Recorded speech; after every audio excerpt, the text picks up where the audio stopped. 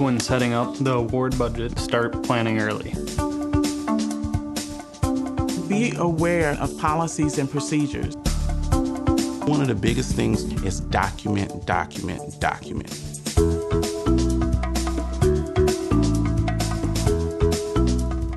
Welcome to Understanding Financial Management of ATE Awards, a 6-part video series designed to assist new grantees in the fiscal setup and implementation of their NSF ATE Award. In this video, viewers are encouraged to plan ahead and to consider their own institution's financial systems and policies when setting up their grant award budgets.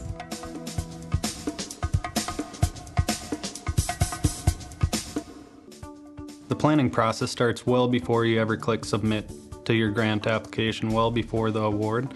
Starts with the ideas of what you want to accomplish and the goals you'd like to achieve through the projects. Our institution was actually very fortunate to get involved with an organization called Mentor Connect, which is a NSF ATE funded project with a primary purpose of helping aspiring PIs and institutions navigate through the planning, implementation, and execution of the grants. We were able to attend professional development workshops that helped us in the planning phases and guiding the project to where it is today. When you write the grant, you really have to have the budget clearly defined, and before they award the grant, the budget office from NSF is contacting you and making sure that you know what you're doing with the budget and your plans. You had to do the thinking when you wrote the proposal, not when you get the grant. It's really laid out well, and NSF really does help you if you have any questions or problems with it. How do you go about setting up the budget in line with your own institution's financial management systems? It's very critical that you have a financial infrastructure that is set up to be able to execute additional funding streams from your GEN fund. When you're pursuing grants, I think it's important that you identify what in dollar terms will I be needing to fund all my personnel that are going to be involved with grant activity. Once that is identified, it becomes a lot easier because then you know what your personnel is going to be. And then you have the non-personnel side, which is devoted to making purchases in terms of equipment or any other supplies and things like that. It's critical that new grantees define what their indirect rates are going to be. And it's very important that it is done in a manner that is transparent and well-defined in the interest of the grantor, in this case NSF. The award documentation is sent to our grants department, and once that is given, the principal investigator, the project coordinator, the grants compliance officer have this start right meeting where we can go over any policies and procedures, any issues, and also go over the budget. A cost center is created, and then that load documentation is given to the principal investigator that will have the various account numbers listed on there. If there's any changes to the budget, it's based on whether there's approvals that's needed from NSF or if there's something internal that we can just take care of internally. What was the biggest surprise you faced in terms of setting up your new ATE award budget? The biggest surprise is that everything takes much longer than you anticipate.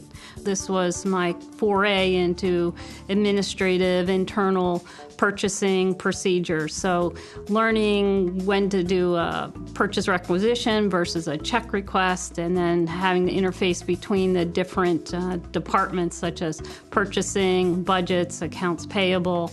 It just was a little bit of a learning curve. I went to see my colleague in the grants financial office, and he let me sit down with him as we set up the categories in their financial system called DataTel. You were telling me that you find that fascinating because you're a computer science person. Yes, I'm a computer scientist, so I always like to know what's going on behind the scenes, you know, with data and how systems work together. So it actually helps me create a mental model going forward. One area that was easy for us to accomplish early on in the grant was the initial setup. We had already had several state and federal grants awarded to the college, so we had pretty robust procedures for our accounting, for our travel and procurement processes and procedures. So it was a matter of going back and taking a look at those existing procedures that we already had in place and seeing if there was any modifications that needed to be made to meet the compliance requirements for the ATE grant. What were some of the factors that contributed to making that an easy setup? Getting set up in the FastLane system, and it's good to do that early. Make sure that the people from your institution who are going to need to have that access early, and you can actually go in and start uploading forms, looking at how your budget will be input into the system, and upload sample documents so you can make sure there's no surprises in that week before submission. One of the reasons that it's good to get into FastLane early and check out the way that you input data to that and you upload forms is that you may have institutional forms that don't necessarily align perfectly to the FastLane system, so it's a good idea to make sure you get in there ahead of time to ensure that, again, there's no surprises the week of submission, as there may be some differences in the way you report information.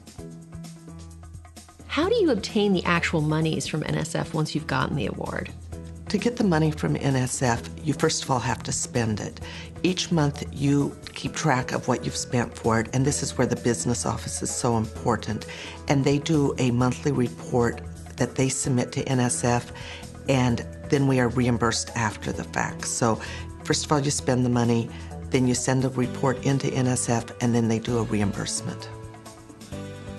Can you share any additional tips on successful financial management of an ATE award? I think the best piece of advice is try to maintain a sense of humor about it, right? And you gotta have the passion for your project to help you overcome, budget challenges.